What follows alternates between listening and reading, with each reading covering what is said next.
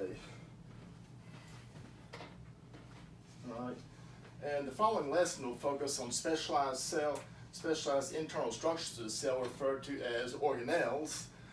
This lesson will illustrate and describe the role and function of organelles, and this lesson will also illustrate how different cells, depending on their roles, have different concentrations of organelles or internal structures within them. Now, this is the basic layout of the cell organelles. As you notice, the nucleus is of course going to be in the center. We'll focus on that. We'll then focus on the outside of the cell, which is a plasma membrane. Plasma membrane is going to have a rather intricate and complicated but interesting arrangement.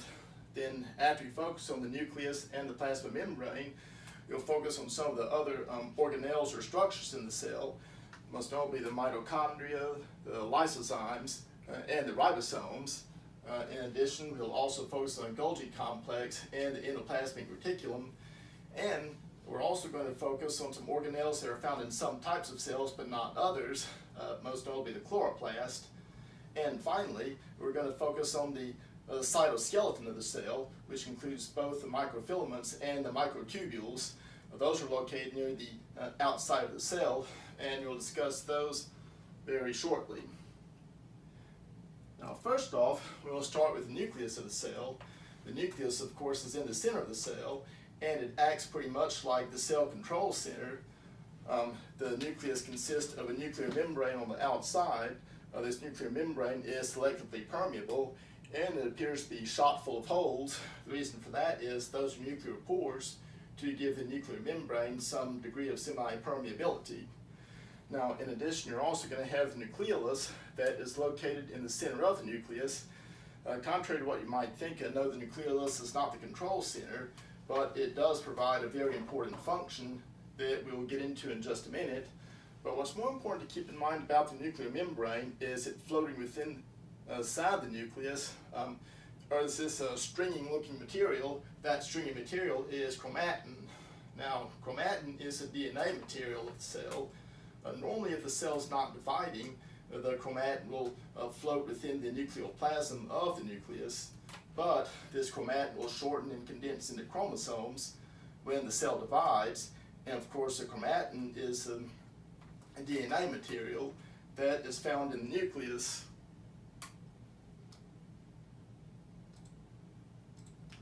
Now, the DNA is going to be spread throughout the cell, and what's also important to keep in mind is that the nucleus, as I said before, serves as a control center, and it also contains the genetic material, most notably the DNA and the RNA. DNA, of course, is especially important. It's spread throughout the nucleoplasm, and of course this DNA is chromatin when the cell is not dividing, but then it condenses into chromosomes when the cell does divide. Now, what's important about the nucleolus is that is where the ribosomes are made. And the ribosomes are crucial for protein synthesis. The ribosomes themselves have a very interesting arrangement that we will get into shortly.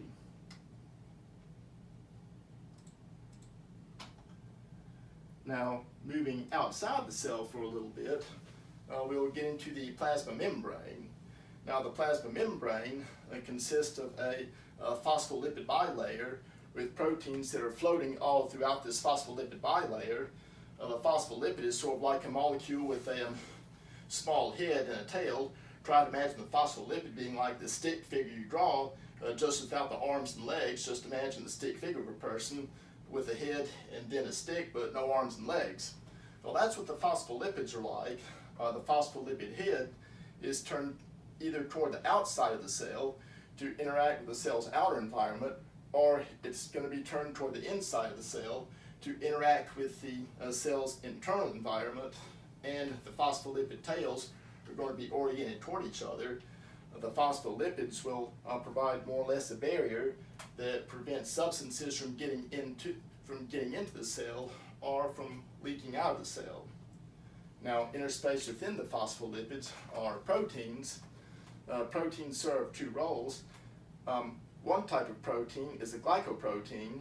They will happen to have a carbohydrate attached, and these glycoproteins play a crucial role in cell identification and recognition. each individual person has his own unique set of glycoproteins on their cells. And it's these glycoproteins that ensure that your cells are not eaten up by your own immune system. Glycoproteins play a crucial role in cell recognition and identification. Now, in addition to the glycoproteins, you also have proteins that are interspaced and serve in a transport role when it comes to materials moving across the cell membrane. Materials may just diffuse across the cell membrane or pass through the proteins. Now, simple diffusion, the substance will flow from an area of higher to lower concentration. In a lot of cases, substances can just flow from area of higher to lower concentration depending on the environment of the cell. Some substances are, however, too large to diffuse across the cell's phospholipid bilayer, and so this is where the proteins come in. Facilitated diffusion is where a protein allows a particle to move across the cell membrane, but in this case, the protein does not expend any energy to push the particle across. This is going to typically entail a particle flowing from an area of higher to lower concentration, sort of like what happens when you put a stone or something at the top of a hill. It's going to go down to the bottom. Similar sort of principle. If a substance isn't higher, it will flow from a region of higher to lower concentration to try to equalize. But what might also happen is that there's active transport where a protein can actually expend energy to force a particle across the cell membrane.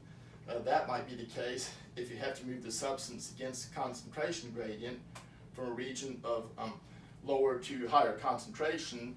That's going to require some energy in order to do that.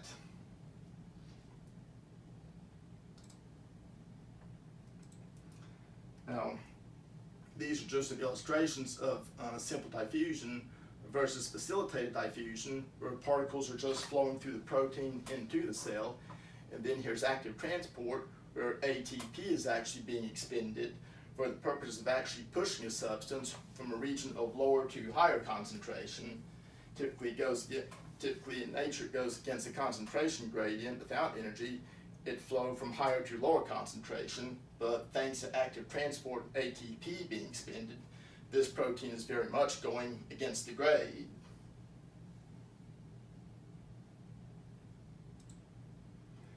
Now, moving back to the outer membrane, what a cell also has is what's known as a cytoskeleton. A cytoskeleton, they're small miniature protein subunits. They're either microtubules or microfilaments. Now, microtubules are, of course, proteins that are arranged to form hollow tubes. And, of course, microfilaments are proteins that are arranged to form filaments. That's where they take their names from. Now, microtubules are important because they serve as transportation pathways in the cell. Microtubules let organisms move between each other, move through the cell. Microtubules are also responsible for intercellular communication, and during cell division, it's the microtubules that form the pathway by which chromosomes will move to opposite ends of the cell.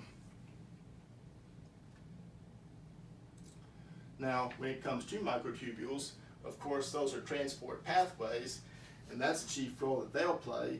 Also crucial in cellular signaling.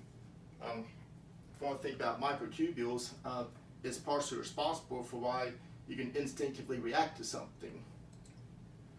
Now, microfilaments will provide the shape and support for the cell.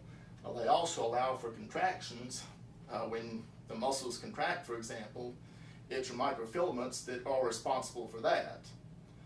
Now, in addition to microtubules and microfilament, another crucial element that has a similar composition are the centrosomes and the centrioles. The centrosomes will allow for growth and elongation of the microtubules. It is from the centrosomes that the microtubules arise. Now, what's especially important between the centrosomes and centrioles are the centrioles, because the centrioles are responsible for cell division. The centrioles are typically oriented with the nucleus, but when cell division occurs, they'll line up on opposite sides of the cell. What then happens are that these centrioles will form spindle fibers. Those are specialized microtubules that form, And what these spindle fibers do are that they'll provide a pathway by which dividing chromosomes will split and move apart toward opposite ends of the cell. It goes without saying that centrioles and their spindle fibers are crucial for cell division, and they also ensure that each daughter cell, when the cell divides, gets an equal number of chromosomes, and they get copies of the same chromosomes from their parents.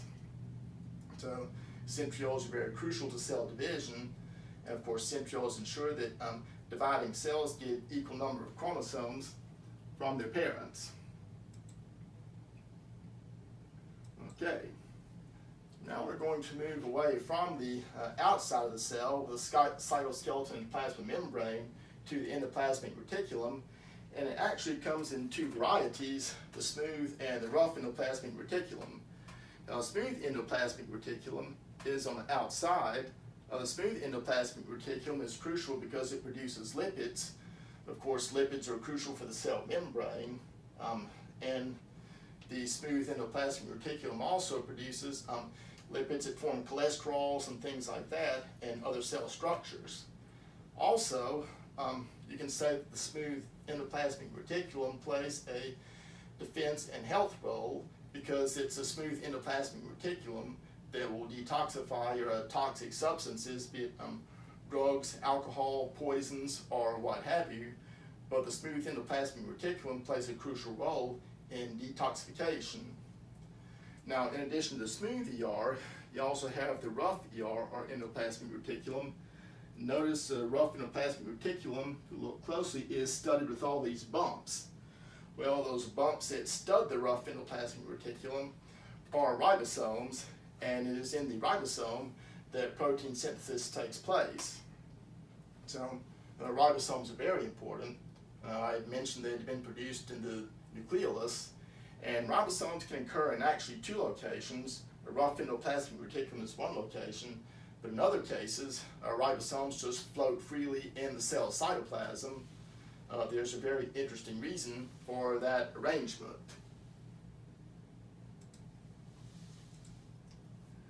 Now, before we get to the ribosomes, there's also your Golgi complex.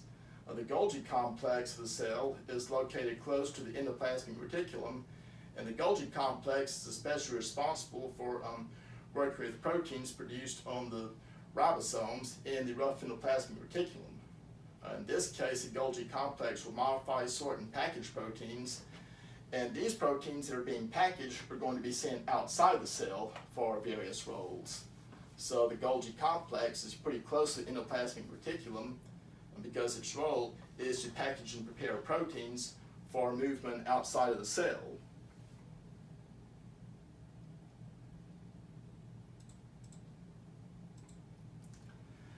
Now, the ribosomes are located both on the rough endoplasmic reticulum and just free floating in the cytoplasm. Proteins are assembled on the ribosomes. If it's in the rough endoplasmic reticulum, those proteins will go out because they need to be packaged by the Golgi complex. But if proteins are produced within the just ribosomes in the cytoplasm, those proteins don't need modification. They're just to be used for various internal structures in the cell. But wherever the ribosomes are responsible for protein synthesis, and they play a crucial role in that. Every protein has to first be made in the ribosome, or whether not, it's going to stay in the cell or get packaged and get sent outside.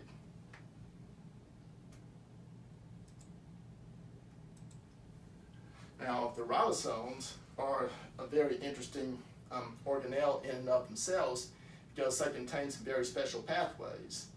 Now, the ribosomes are the special sites where proteins are assembled, and we might think of proteins as rather complicated, but all they really are just simple chains of amino acids.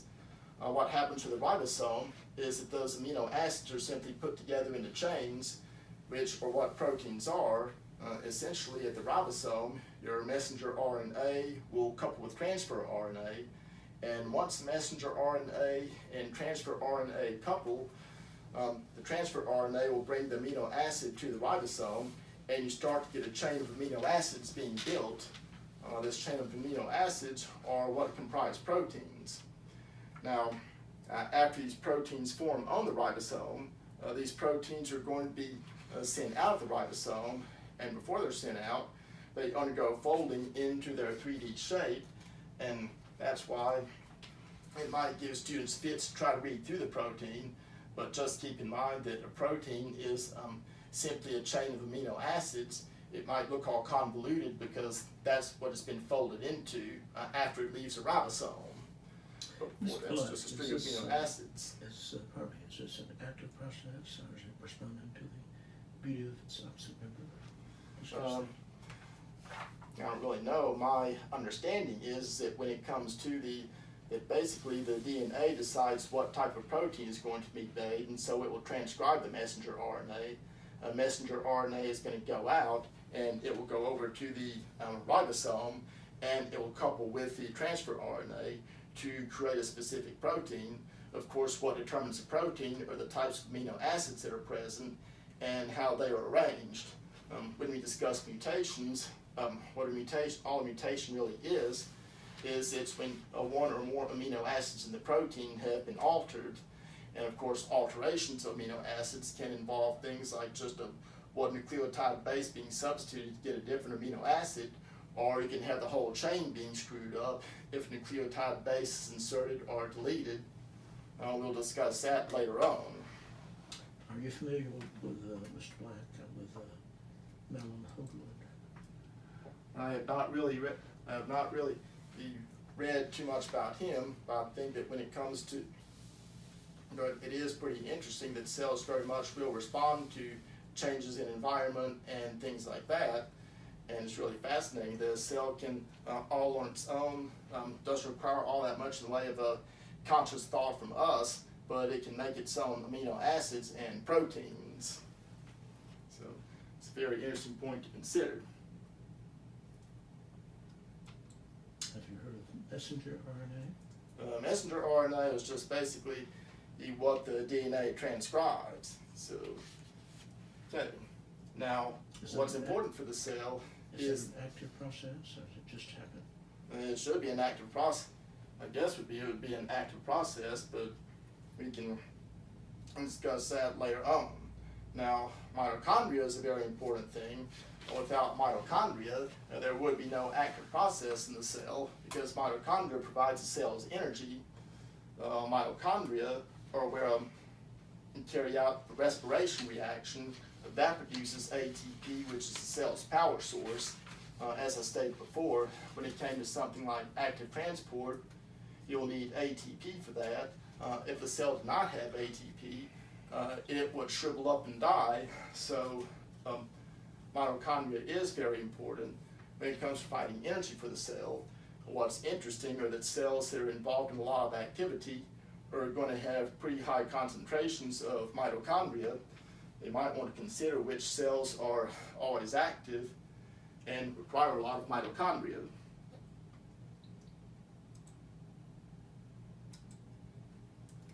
Now, another crucial cell organelle is the lysosome. The lysosomes are powerful digestive enzymes. They play a key role in digestion, and it is thanks to the lysosome that the cell is able to destroy dead or decaying organelles and also destroy foreign bacteria and other invaders. Cells that are responsible for digestion will contain large concentrations of lysosomes, and it's these cells that contain the lysosomes that serve as more or less the cleanup crew and the body's defense mechanism. And then you have your chloroplast. The chloroplasts are rather unique in that they're only found in the plant cells. The reasons for chloroplast are that is where photosynthesis occurs. Photosynthesis, of course, entails the conversion of water and carbon dioxide to sugar, and has to use the energy of sunlight for that. Now, what's unique about the chloroplasts are that they contain chlorophyll. This is a substance that allows photosynthesis to take place. Chlorophyll contains some rather unique sites that will allow photosynthesis to occur. And of course, that's going to involve interaction of carbon dioxide and water along with sunlight. Chloroplasts will also give plants that are green colored. Okay. Now, if anybody's interested, I might have a little bit of time for questions because, like I said, we discussed the different organelles that are involved in cell reactions. And also keep in mind that different cells will contain different types of organelles depending on the roles they play. So, that being said, are there any questions about the cell organelles? Were there any organelles that really stood out?